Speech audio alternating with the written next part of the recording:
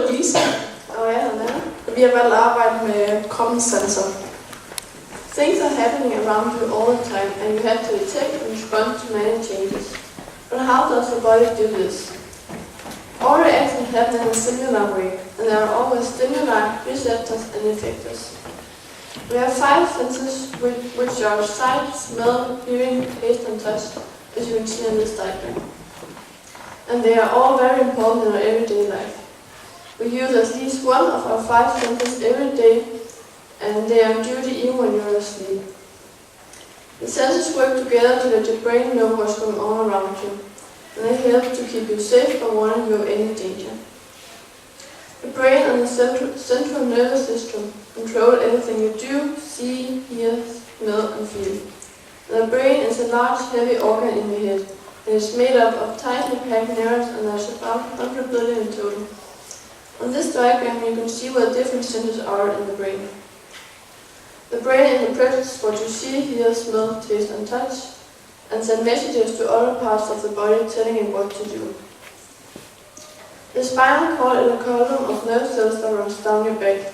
It carries messages to and from the brain and the rest of the body. Different parts of your brain do different jobs. So if your brain gets damaged, then it will be affected in different ways, depending exactly which bit stops working.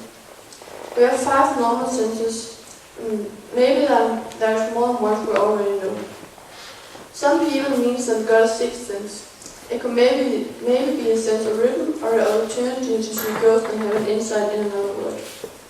When you're born, you have 7 senses that work properly together. There is 5 normal ones and then 2 extra. The senses are activated when the child is placed on the mother's breast.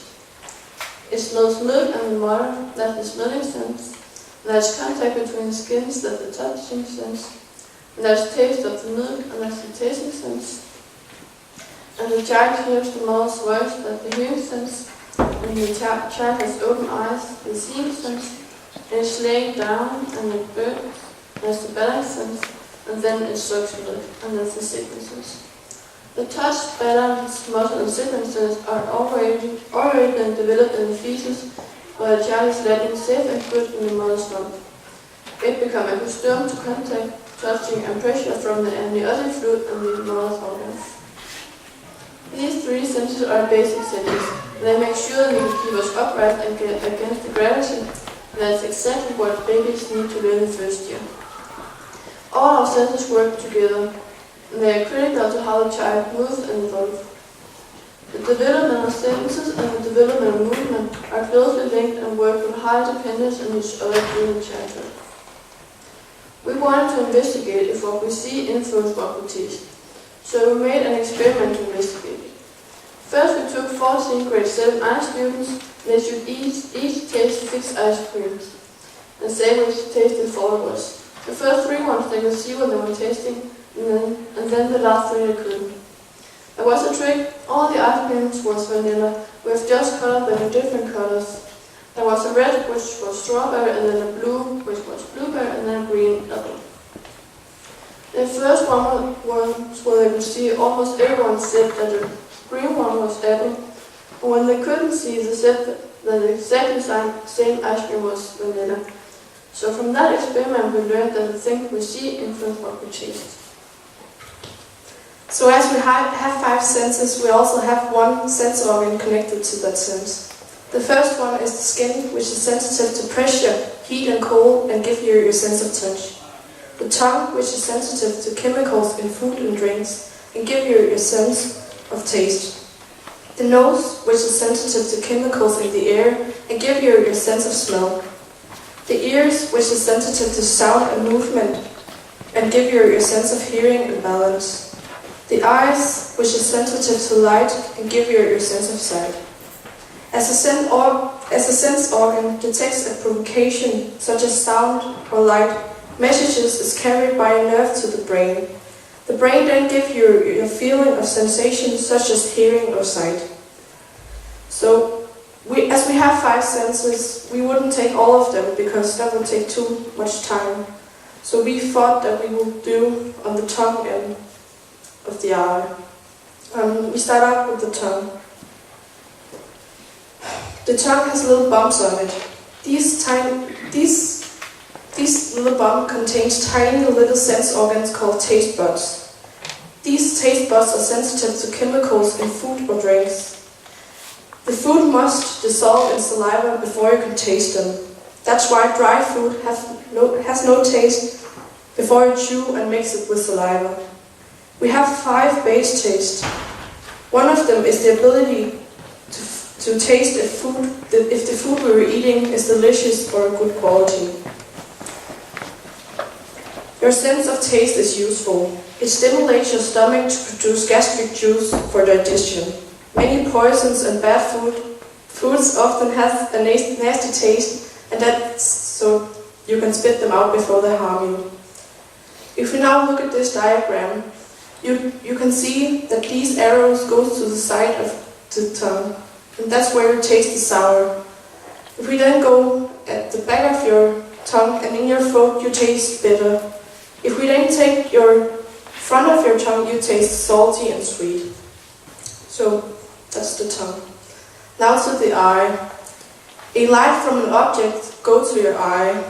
Light is then locked when it passes through your eye. An upside-down picture of the object is focused on the layer called the retina at the back of your eye. The retina is made out of cells sensitive to light. The retina then sends messages along to the optic nerve, as we see here, to the brain, and then the brain allows you to see a right way up picture of the object. So although our sense of taste and sight are 2 different senses, we sometimes think we know what something tastes like from first glance. At times this works in our favor. At others we may have missed the best item at the menu. How many dishes would you avoid on the menu line just because it looks weird? Shortly after sitting down, your best friend exclaims, "Wow, did you try that? It's so good." So why did you skip that dish? Just because it looks odd does not mean it is.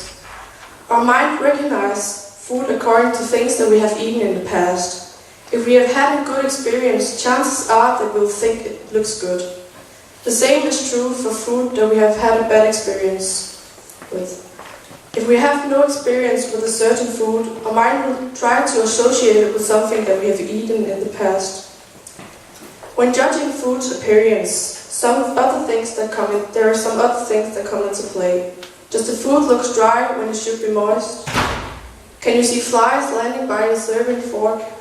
Maybe it has olives in it and you hate olives. More likely than not, if you have had a bad experience with that food, your mind will usually help you remember. Appearance is one thing, but there is also another factor at play. How hungry are you? I'm so hungry I could eat an elephant. During these times, the mind recognizes the body's need for nourishment and gives you, who cares, eat it mentally. It will often make the food seem more appealing, both in sight as well as taste. So why does the mind mess with us? It comes down to self-perseverance. If you have had a bad experience with food poisoning, your mind will remind you of that bad experience and make you think twice before you eat that item again or at that restaurant. Sometimes people can overcome this mind trick and sometimes not. In conclusion, does it matter what it looks like? The answer is yes. Restaurants spend a remarkable amount of money on the presentation of a dish when they advertise it. They do this in all effort to get you to buy it. Think of how many beer commercials there are during the Super Bowl. Or think about the last time you were watching a late night show and thought, man, that looks good. In the end, taste and sight often agree. If it usually looks good, it often tastes good. So from these experiments, we have learned that we have about 9 to 20 senses all in all, but we don't know what they are. Some of them could be the ability to feel pain, balance, hunger, thirst, or need to urinate. We also have learned about how we see things and how the messages is going to the brain from the mouth and the other way around. Our conclusion is that all our senses work together all the time. So we cannot just say what a food tastes like when we look at it. Og vi vil gerne sige tak til 7. I, fordi vi måtte bruge jer i vores eksperiment. Og til vores forældre, både mine og Lisas, fordi at de har hjulpet os med både board og hvad der skulle på. Og Elsena, fordi hun gav os ideen og hjælp til det. Og til alle jer, fordi I gad at høre på os.